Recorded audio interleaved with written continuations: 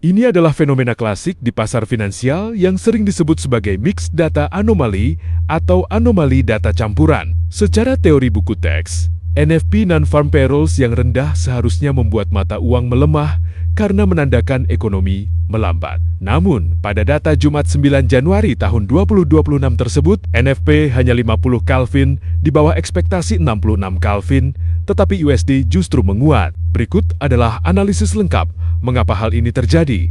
Bedah per poin data. 1.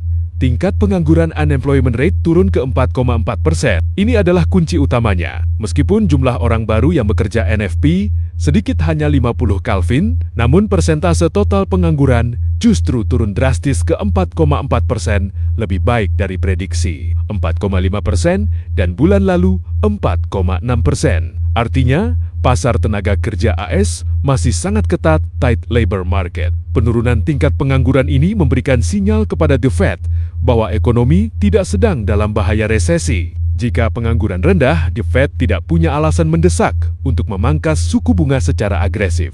Suku bunga yang tetap tinggi, USD kuat. 2. Bahaya inflasi masih mengintai inflation expectations 4,2%. Perhatikan baris paling bawah, prelim UM inflation expectations berada di angka 4,2%.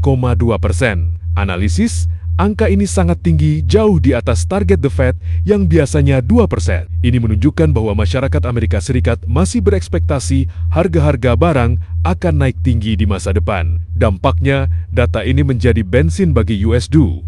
The Fed akan melihat ini sebagai ancaman. Untuk melawan ekspektasi inflasi 4,2% ini, The Fed harus mempertahankan suku bunga tinggi higher for longer. Ketakutan pasar bahwa suku bunga tidak akan turun, inilah yang memicu aksi beli 3.500. 3. Kineken apa?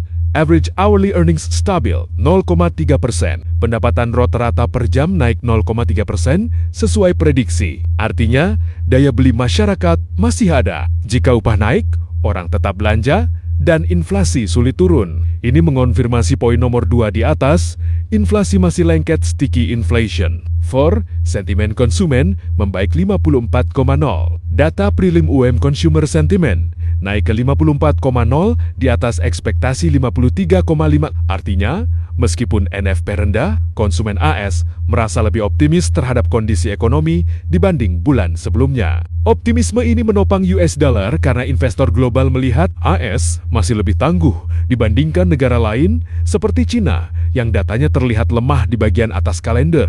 Kesimpulan, kenapa US dollar menguat? Pasar mengabaikan angka NFP 50 Kelvin yang lemah karena dianggap sebagai noise gangguan sesaat dan lebih fokus pada kualitas fundamental yang ditunjukkan oleh turunnya pengangguran 4,4% dan tingginya ekspektasi inflasi 4,2%. Ekonomi Amerika Serikat masih terlalu kuat dan inflasi masih terlalu tinggi bagi The Fed untuk menurunkan suku bunga. Dalam dunia forex, jika suku bunga diprediksi tetap tinggi atau naik, mata uang negara tersebut USD akan diburu investor, mengalahkan efek negatif dari data lowongan kerja yang sedikit.